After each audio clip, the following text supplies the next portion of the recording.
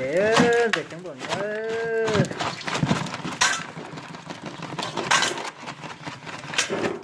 Rồi để gì chống rồi chống Cá thì trứng là thay rồi. chống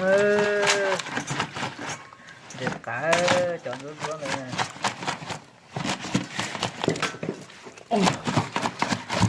tao in đặt chưa lộn đầy nó rồi chỉ lộn nè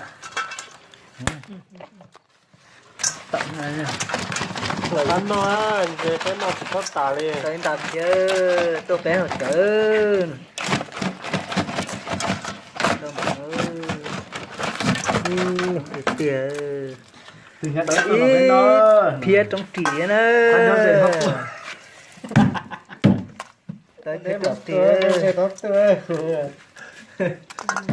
trong trì Long long cả một tụ ta đánh tiền ra luôn đánh tiền chúng mới tụ chờ tụi chửi tôi lo tại trên tháp đã rồi thế có giấy đó tài tạo đi tụng chứ chỉ chúng bọn nó tiêu tới chứ. phía cũng có một khâu làm đầu luôn và nó để tức khởi một chỉ bông nữa chẳng Nhóm ở kinh con, nó nói. Nó dặn tăng. chúng bọn nó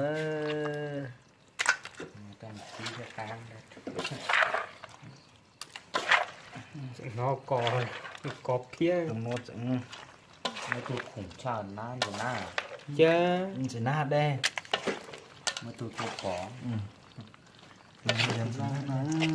kia nó đặt thử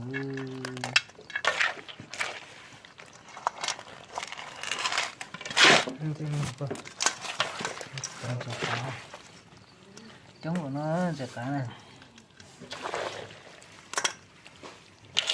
Lúc tiền thì mua ốp kỳ tích kỳ thế.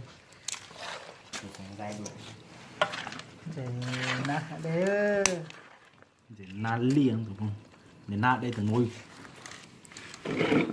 nơi lòng nơi Điều tăng rồi.